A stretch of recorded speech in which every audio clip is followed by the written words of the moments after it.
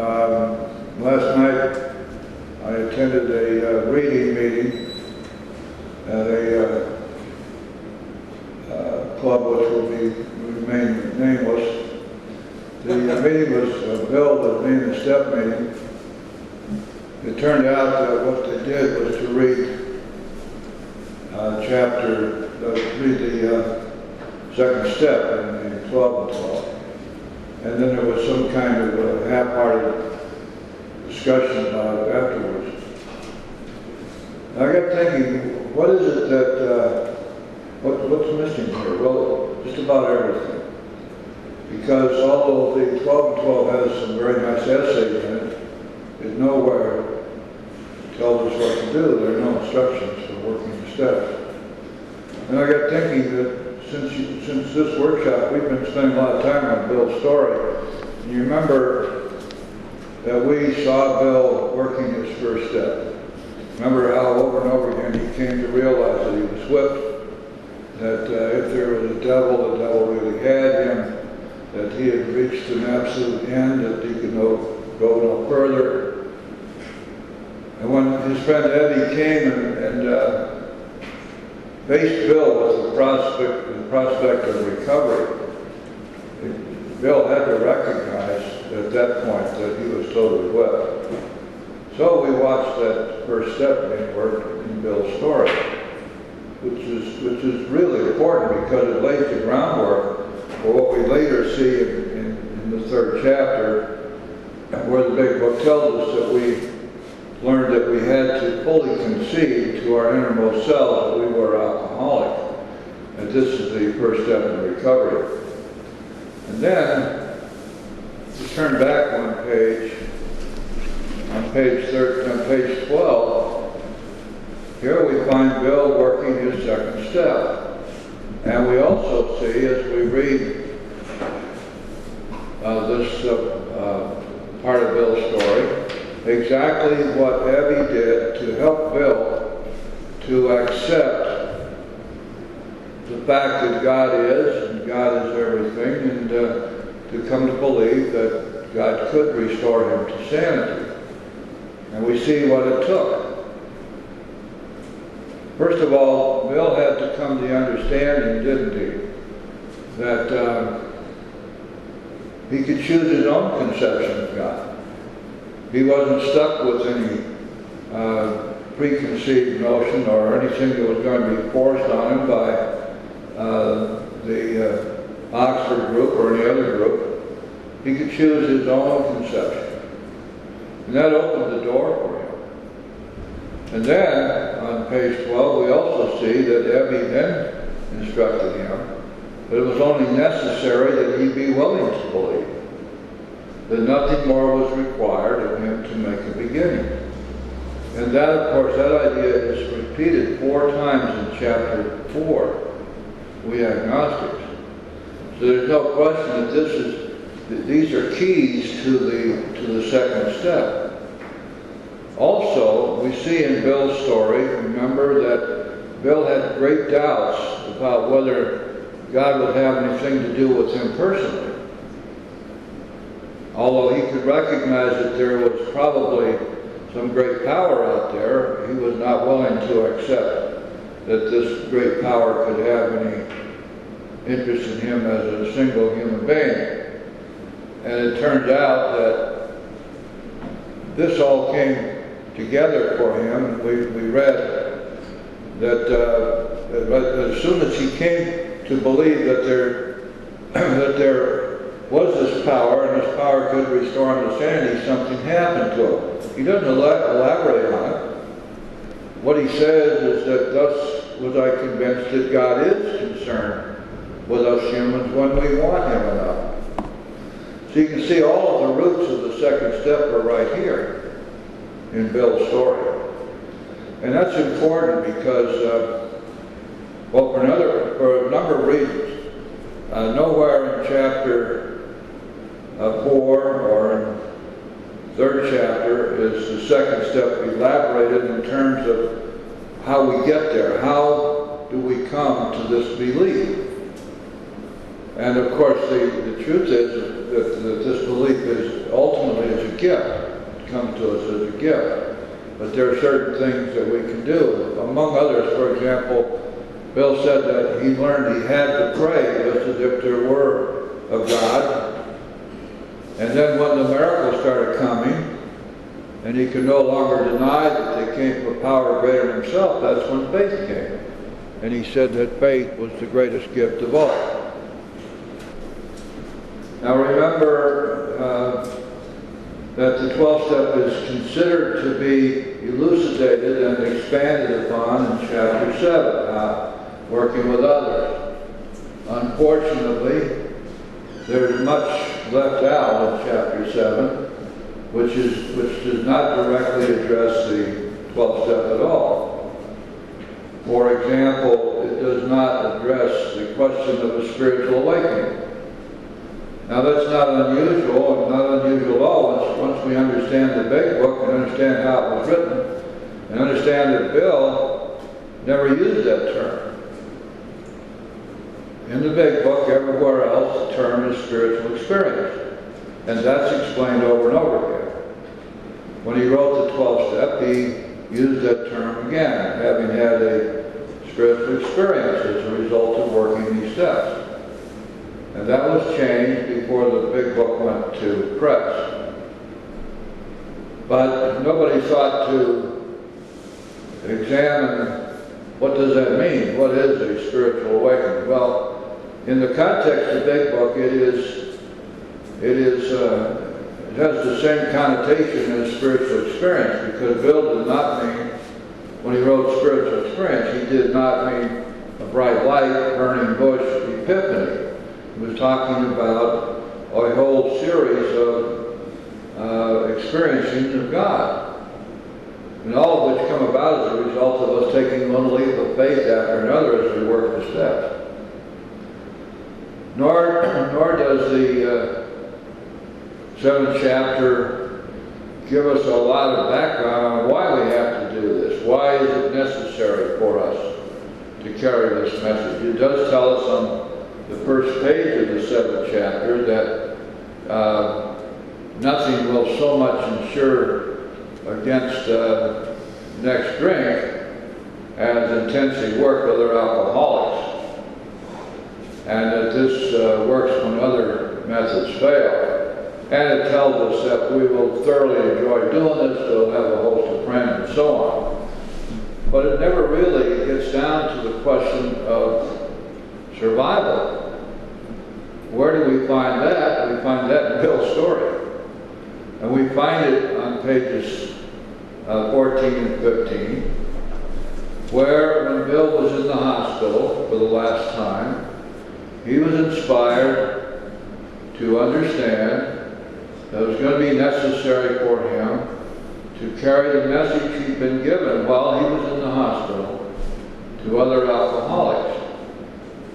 And remember at the bottom of page 14, when he talked to his friend Ebby about this, Ebby related this requirement to the spiritual maxim that faith without works is dead. And what he was saying is, Bill, you can have all the faith in the world, and you obviously have had, by that time when Bill had his epiphany, his great spiritual experience, but Ebby said that's not going to be of any particular value to you unless you put it to work. In other words, the message there is pretty clear that we must give away what we've been given, that it is not enough to have faith, but that we must practice faith, which means actively trusting God. And so as Bill spoke with his friend Abby, he came to understand something which is basic to why we're here, what we're doing here. What's this sponsorship stuff all about? At the bottom of page 14. And this stuff is so basic that it bears repeating so that we always remember where it is in the book and we can allude to it. We need to be able to show our sponsees just how critically important this is. For example, if they want to know, so Marilyn, how come you were taking all this time with me? And then Frank, you can really honestly say, well, because it's something I must do. I must do. And again, I heard at this lousy meeting last night something about there are no musts in AA. Well, you see, the leader who spoke those immortal words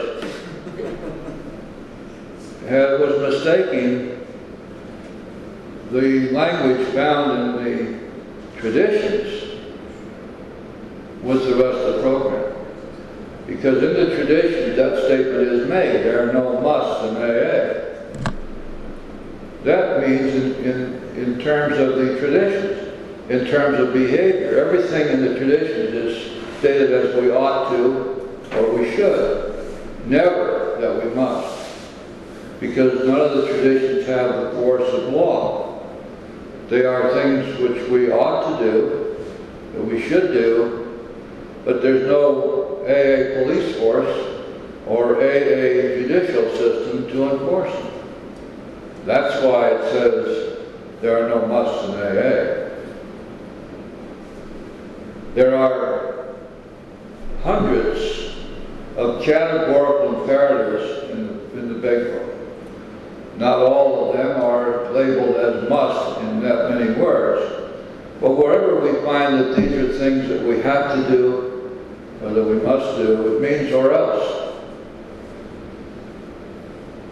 It means or else means no recovery. When Bill finally got it through his head what was going on here, he realized, and he writes this down for us, something which is of critical importance to all of us. The bottom of page 14. Faith without works is dead, he said. And how appallingly true for the alcoholic. How much more true do you have to get than appallingly true? For if an alcoholic failed to perfect and enlarge his spiritual life through work and self-sacrifice for others, he could not survive the certain trials and low spots ahead. If he did not work, he would surely drink again, and if he drank, he would surely die. Then faith would be dead. Indeed, with us it is just like that. Now, what in the world don't we understand about that language? And yet so many people seem to be of the opinion that once having done 90 and 90 and maybe gone to a bunch of meetings and signed up to be the coffee maker, that there's nothing more they have to do. Because they're told so many times, just don't drink and go to meetings. Meeting makers make it, and on and on and on and on. The truth is in the Big Book, and it's so seldom heard these days around the room.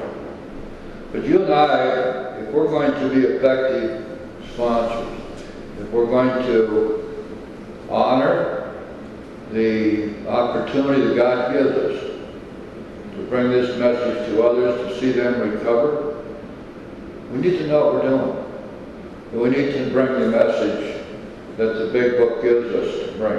It's a message of recovery, which, by the way, never fails. Never fails for those who actually do it.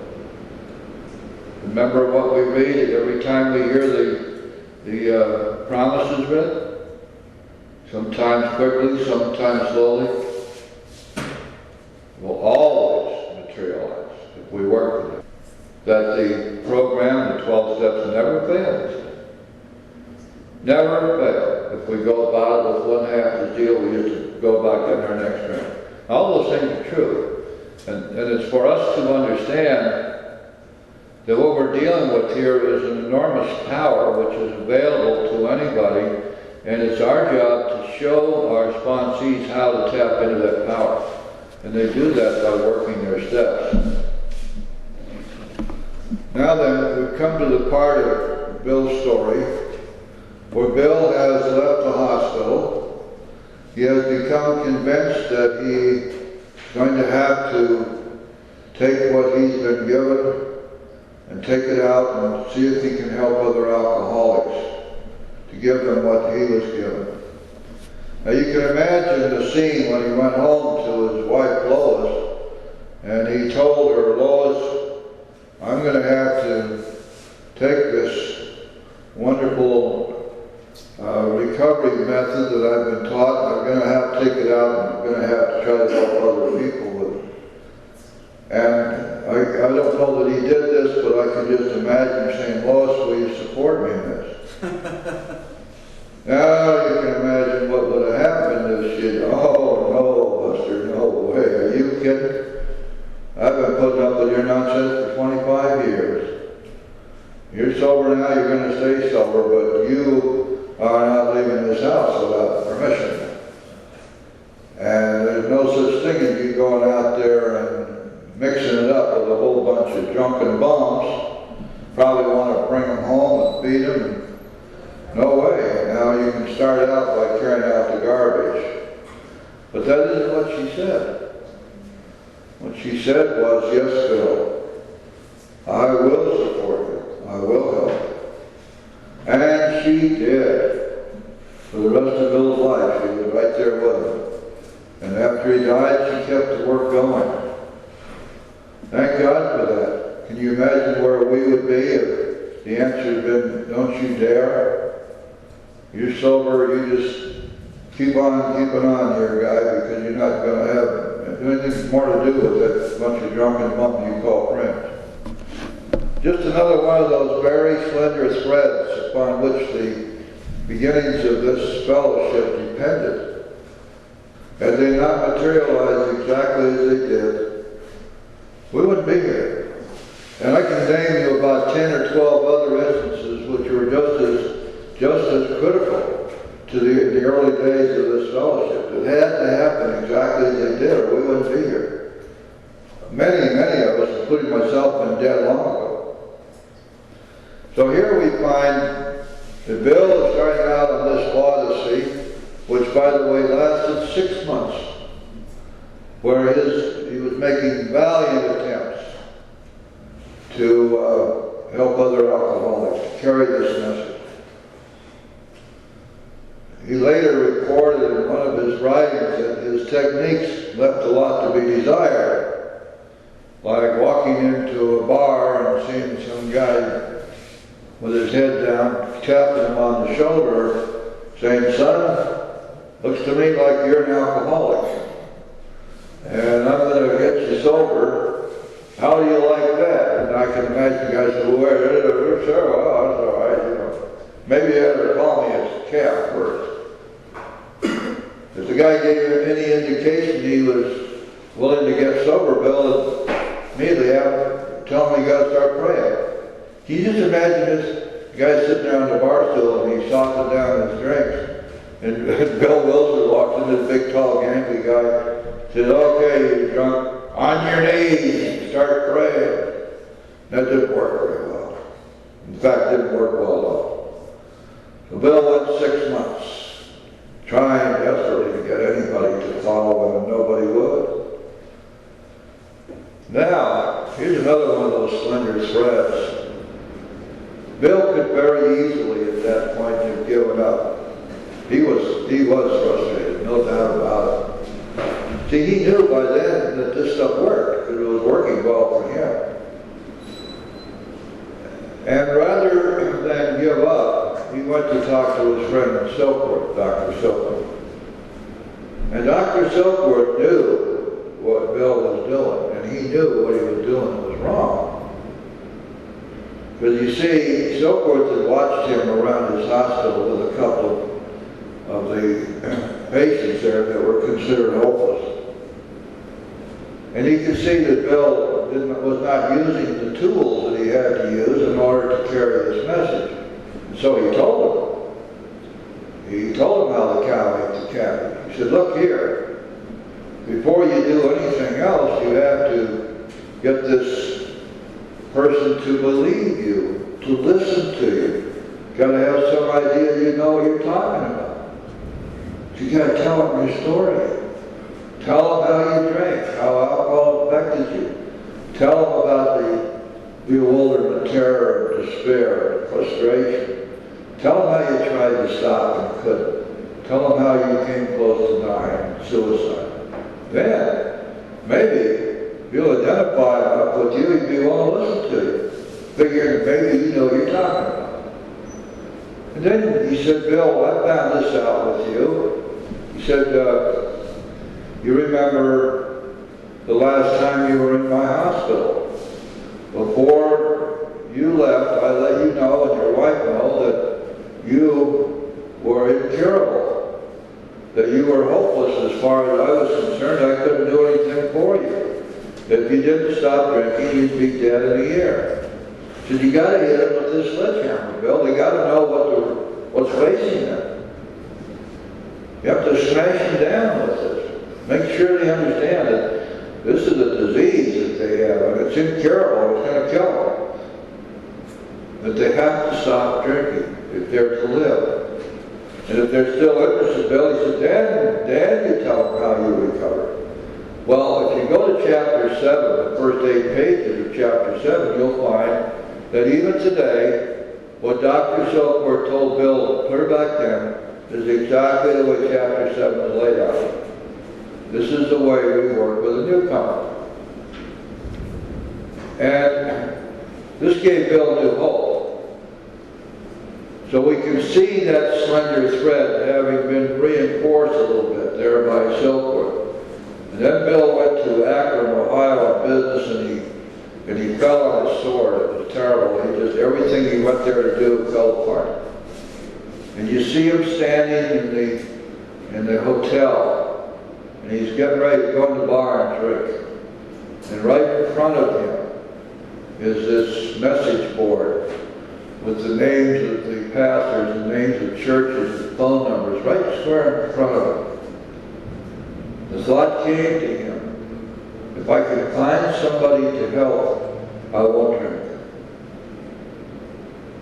He picked a phone number at random. He called the number. The pastor was in. He told the pastor what he needed. The pastor put him in touch with Henrietta Seaborn. The pastor he called just happened to know Henrietta. So Bill called Henrietta, and she just happened to know Dr. Bob. And Dr. Bob just happened to be in, and he wasn't too drunk. And Bill went to him, and then Bill did what Dr. Silkworth had told him to do. And Dr. Bob later said he was the first person who ever talked to me, you know what he was talking about. He said, I had to listen to him. Just think, each of those slender threads had to be in place, or we wouldn't be here. It's an amazing story. So here in Bill's own words, on page 15, first full paragraph. My wife and I abandoned ourselves with enthusiasm to the idea of helping other alcoholics to a solution of their problems. It was fortunate for my old business associates remained skeptical for a year and a half, during which I found little work. I was not too well at the time and was plagued by waves of self-pity and resentment. It sometimes nearly drove me back to drink, but I soon found that when all other measures failed, work with another alcoholic would save the day. That's practically identical language with the first sentence of the 7th chapter, isn't it? See how, as we read Bill's story, we are looking at what we're going to find in the rest of the book.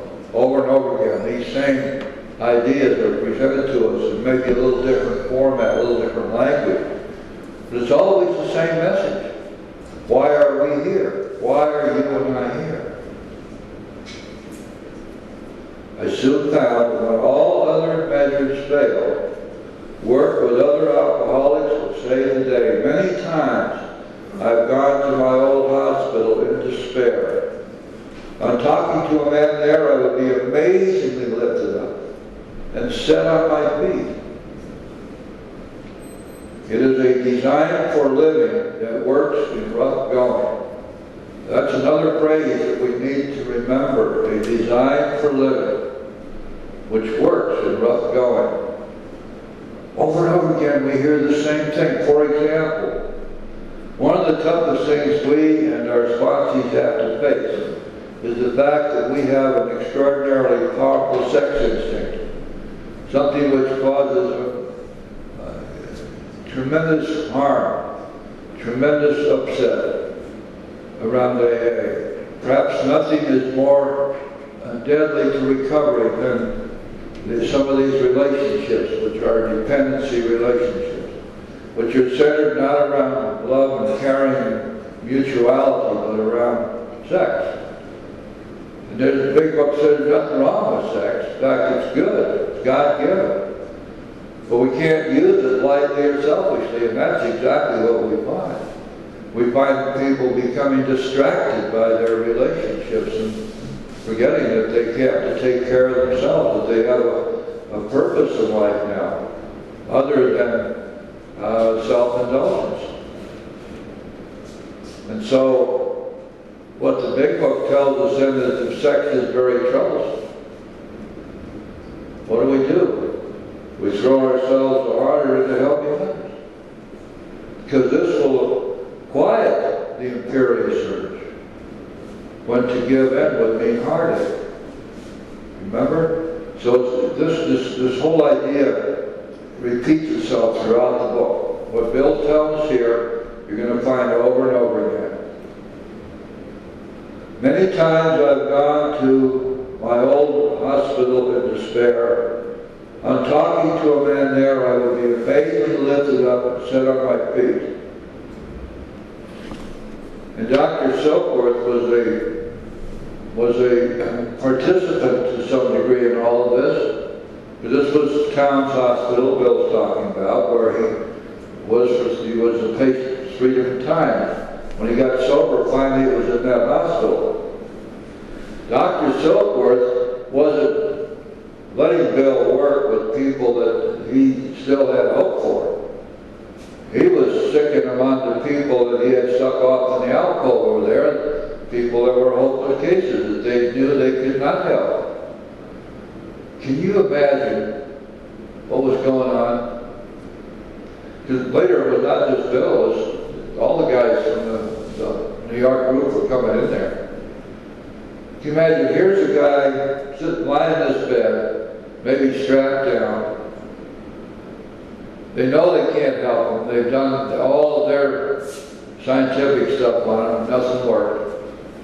And here these two guys would walk in, or Bill would walk in. The first day they would just talk to this fellow. You see them talking, and they're telling their story. Pretty soon these guys start to nod, like, yeah, that sounds like me too. And then maybe the next day or the following day, you're Silkworth and you're walking past this ward and you see these guys praying again. And a couple of days later, this hopeless, helpless case gets up and walks out of your hospital. And a month later, guess what? He's back, working with the next guy in the next bed. Silkworth saw this. He knew. He had to know over a period of time exactly what he was looking at. That's why, in Dr. Silkworth's opinion, you remember what the last word of Dr. Silkworth's opinion is? Pray. He says, you might come to scoff, but hopefully you'll stay to pray. He saw it. Going on page 15, middle page, second full paragraph, we commenced to make many fast friends, and a fellowship has grown up among us, of which it is a wonderful thing to feel a part. The joy of living we really have, even under pressure and difficulty. I've seen hundreds of families set their feet in the path that really goes somewhere. I've seen the most impossible domestic situations righted, feuds and bitterness of all sorts wiped out. I've seen men come out of silence and resume a vital place in the lives of their families and communities. Business and professional men have regained their standing. There is scarcely any form of trouble and misery which has not been overcome among us. In one western city and its environs, there are 1,000 of us in our families. We meet frequently so that newcomers can find the fellowship that they seek. At these informal gatherings, men may often see from 50 to 200 persons. We are growing in numbers and power. Now, you may well wonder, what's the difference between 100 men and women, as reported in the board of the First Edition, and these thousands that they're talking about, meetings of 200. I'll tell you what happened. By the time the big book was getting ready to be printed, not the original draft, but the formal printing, Bill's alluding to the Cleveland group. Here's what happened with that. There were a series of 8 articles published in the Cleveland Plain Dealer, the newspaper, a major newspaper in town. One after another, for 8 days, they ran articles. And in that time, hundreds, literally hundreds of people sought out AA in Cleveland. It's an interesting story among other reasons, because the original group felt that these newcomers who were seeking help could only be helped by the old-timers. But they found out that wasn't so. What would happen was they'd go out and they'd find somebody, and he would start working with them. And then there would come another call, and this guy may have been sober 2 or 3 days, and they didn't have anybody else to go talk to the newcomers, so they sent the new guy out. And lo and behold, these new guys were bringing them in too. So it kind of took the wind out of the sails of all the old-timers, that they figured they had an exclusive patent, you see, on their ability to be helpful. And these new guys were bringing them in too, and that's the way they expanded. They had over 300 members within the first couple of weeks. That was from 15 to 300. Now, I have personal experience with this kind of thing because when I was in the country of Colombia, I was living in Bogota, and I ran into Father Jerome, who was a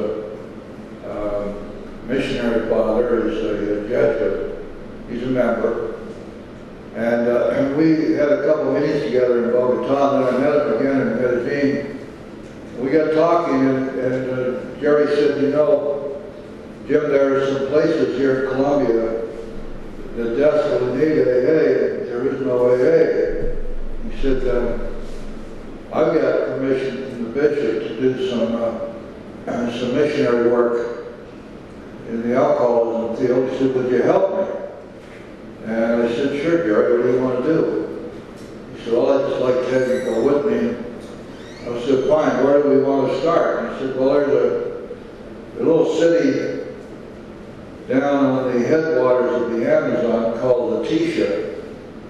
And it's a transfer point for the cocaine paste coming in from Bolivia and Ecuador.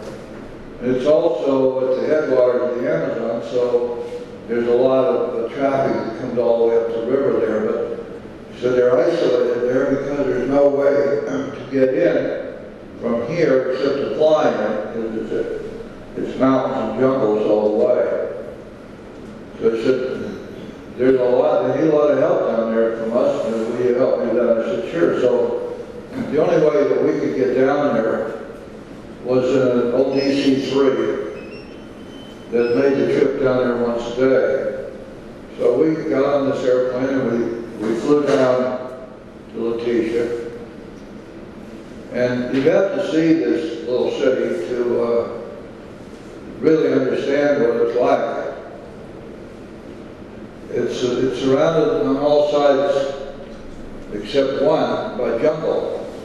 And the one side where there's no jungle is the river, which at that point is not real big, but it's still 200-300 yards wide, full of what they call down there cocodrilos, crocodiles, and there's still jaguars running around out there in the jungle, and there's all kinds of weird stuff going on. The people, so many of the people in that town are directly involved in the transportation, illegal transportation of substance. And others, of course, are just normal townspeople. They just have to be where they live. At night, there are two small hotels in this town, and one of them had a kind of a conference room. What you couldn't really call it a ballroom or anything like that, but it was a fairly good-sized room on the first floor. So we were staying at this hotel, and it's amazing there at night because you can hear the bull crocodiles in the river roaring, and you hear the jaguars out in the jungle roaring, and there's all kinds of noise going on. And then every once in a while it's punctuated with a gunshot or two. And as you walk down the streets, these guys are walking around with their sidearms, just like you're out in the Old West, you know. Seemed like every guy we saw was armed. So anyway, we went to the hotel management. We arranged to rent this room. So we took out an ad in the paper that said, if you have a drinking problem, come to a free seminar on Saturday morning at 10 o'clock at this hotel. And Jerry and I figured, yeah, maybe 4 or 5 people show up. By the time, we never really got an accurate count on it, but I know it was over 300 people showed up. And they were standing outside, we kind of circulated around. I'm not fluent in Spanish, but of course Jerry is, so he did all the talking. Out of this 300 or so people who showed up for that free seminar, 30 of them formed the first group in Letitia. And I hear from Jerry about once every 2 or 3 months. He's still down there. And they're still going. We've got 3 groups in town now. They're signed up with New York, and they're going great. We went from there we ended up going to 5 other small towns, or little cities, and doing the same thing. And the same pattern repeated itself. We don't know what would have happened had we said come to an AA meeting. But we said come to a free seminar, a lot of people showed up. And all those little towns and cities now have active AA going. So I know just how deep the need is, and I know from first-hand experience that once the door is open, the hope of recovery just runs right through a community. That's what happened in Cleveland. And that's why Bill was able to report a little later that they had as many as 200 people showing up for meetings, because that's actually what happened in Cleveland. They didn't have any hand in writing the big book, however. You remember that the big book, they started writing the big book in 1937, 1938, 1939, and it was kind of, a lot of it was just word of mouth for a long time. Some parts of Bill's manuscript were scattered around, people commented on it. The basic hard work to really put it together didn't occur until the end of 39, beginning of 1940. So I'm going through all this so you'll be able to explain to your sponsees why the apparent discrepancy here. Okay. Page 16, first full paragraph. An alcoholic in his cups. Everybody know what that means? Being in your cups? If you imagine some kind of a gigantic to know. In your cups means drinking. As if the liquor were in a cup. In your cups means I'm drinking. An alcoholic in his cups. And it always implies heavy drinking. That term is never used for milk or water or Coca-Cola. In your cups means heavily drinking alcoholic spirits. Is an unlovely creature. Our struggles with them are variously strenuous, comic, and tragic. One poor chap committed suicide in my home. He would not or could not see our way of life. Now, that's very common. And as sponsors, of course, you're going to be subjected to that from time to time. Remember what the big book tells us? We hear it almost every meeting when we read how it works. That rarely ever seen a person fail who has thoroughly followed our path.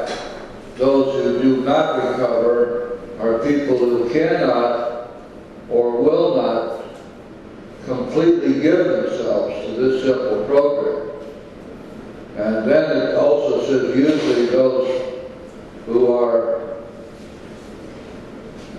unable or incapable, constitutionally incapable of being honest with themselves. There are going to be many that you will find as you go through your sponsorship career who are unwilling to accept our way of life, who are unwilling to make a complete surrender. Usually because they are unwilling and unable to be honest with themselves. This is not a program for sissies. It takes a significant amount of courage to be willing to face ourselves. And you're not always going to find that your newcomers are going to fall into that category. Don't be discouraged. Quite often, when they are more badly beaten up, that'll change. And all we can pray for is that they survive. Then, I was telling Amy before the meeting, this is a paragraph I was looking for. I think I know the big book pretty well, but for some reason I had in mind that this paragraph was to be found back in the 8th or 9th chapters. But here it is. There is, however, a vast amount of fun about it all. I suppose some would be shocked at our seeming worldliness and levity, but just underneath there is deadly earnestness. And here's this is the truth that runs through our entire program. Faith has to work 24 hours a day in and through us, or we perish. Remember what Bill learned as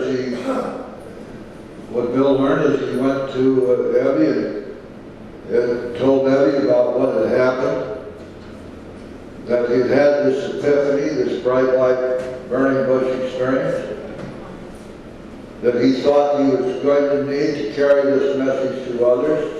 And Evie said, yes, Bill, faith without works is dead. And here we find it again. Faith has to work 24 hours a day in and through us, or we perish. Now that idea, of course, is carried forward in other parts of the big book, but most strongly on page 85. Let's take a look there.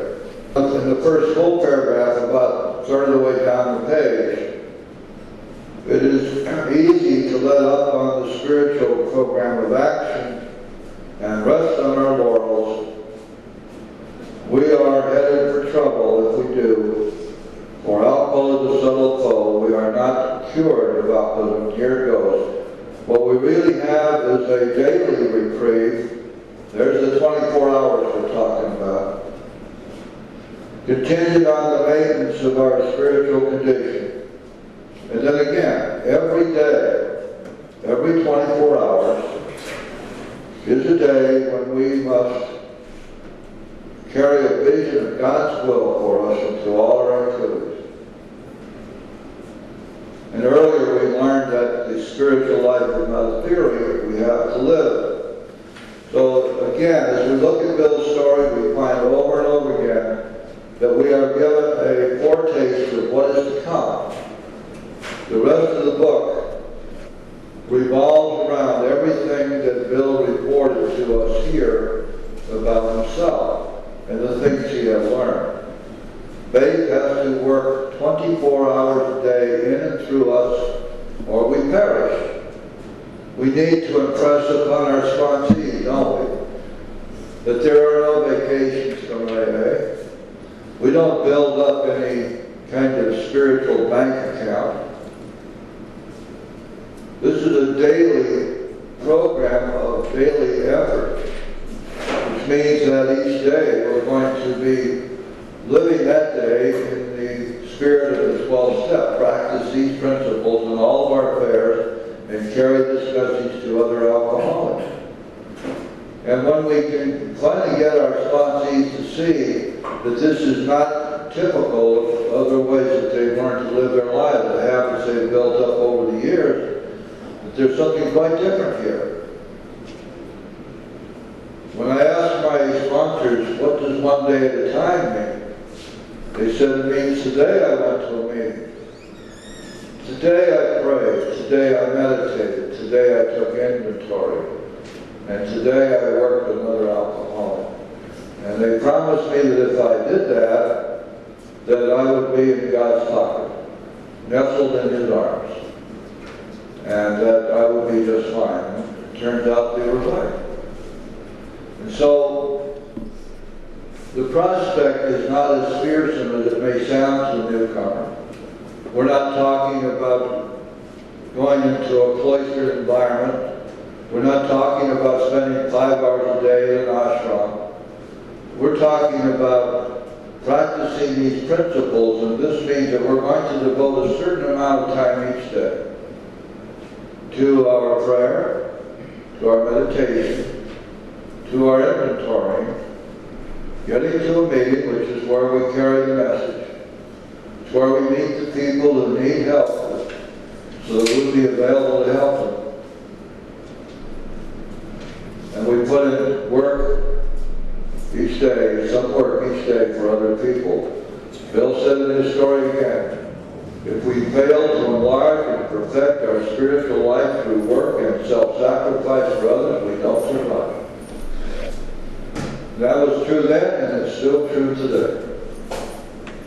Last paragraph on page 16. Most of us feel we need look no further for utopia. We have it with us right here and now. Each day, my friend, simple talk in our kitchen multiplies itself in a widening circle of peace on earth and goodwill to men. You know, I obviously can't prove any of this, it's just my strong conviction that the 12 steps in many respects are the last great hope of the world. I truly believe the 12 steps are for every human being. I believe they're spiritual principles which are universally applicable to every person on this planet. And I believe that the spread of the 12 steps and this spiritual way of life, which is going on at a huge rate, is proof of the fact that not only is this true, but that people recognize the truth of it. One of the things when you're talking to your sponsees, you need to impress upon them is this. There are all kinds of easier, softer ways bandied about. There's all sorts of psychobabble bandied about. Human solutions would seem to be common. And yet we want them to pick up this book and follow the direction of this book and work the steps in accordance with those directions. And sometimes they're going to want to know why. What is it that's so much better about this? Well, let's look at the record. In 1939, 1940, there were 100. Today there are millions of us. Millions of already recovered. From being a program centered in 3 cities in the United States with small groups, wouldn't even qualify for a normal meeting around here. There were fewer people in those groups than are in this room right now. From that to millions of members in 145 countries, with the big book having been translated into nearly 30 languages. An exponential explosion. We have to ask ourselves, how come? What is it that brought all this about? Now, do you suppose that any of this would have happened if these 12 steps didn't work? Of course not. What more evidence do we need? They work. They work all the time. They work for everybody. And never once been changed since they were first taught. Not necessary to change. Because they work. And when you're working with your sponsees, remember the message you're carrying to them is proven millions of times. It's not philosophy, it's not opinion, it's not something written by somebody to get their master's degree. It was not written for profit, it's not being published for profit. It's not something which is a substitute for human solutions. It's the real deal, and it works. Okay, we're on page 17 now, and we're going to commence our study of the second chapter. This is an incredible chapter, and it has some things in it which sometimes I wonder if most of the people who inhabit our meetings have ever read this chapter, or if they have, if they read it recently. Because it simply tells it the way it is. It tells us what's wrong with us. And it does it in no uncertain terms. And then it tells us that there is, in fact, a solution to this terrible problem. But the solution is a spiritual one. It's got nothing to do with human solutions. It has nothing whatsoever to do with cutesy pie sayings or acronyms or some of the stuff that gets bandied about. It certainly has nothing to do with don't drink and go to meetings. Doesn't have a thing in the world to do with keep it green, or you can't remember your last drunk, you haven't had it, some of that stuff. It has to do strictly with one thing. We have to get a loving God between us and the Buddha. Go back to the basics again. In our first step, we are going to admit that we are powerless over alcohol. What does powerless over alcohol mean? Why must we admit that? To be powerless over alcohol means only one thing. We can't stop drinking. And yet, the truth is that we have a disease which is incurable and invariably deadly and progressive, and if we don't stop drinking, we're going to die. Well, what a dilemma this is. On the one hand, you're telling me that I've got this disease and I'm an alcoholic, and if I don't stop drinking, I'm going to die. And on the other hand, you're telling me that in order to recover, I first have to admit my powerlessness, which means I can't stop drinking. What's the solution to that? And that's why this chapter was written, to demonstrate that yes, indeed, there is a solution. When we convene next week,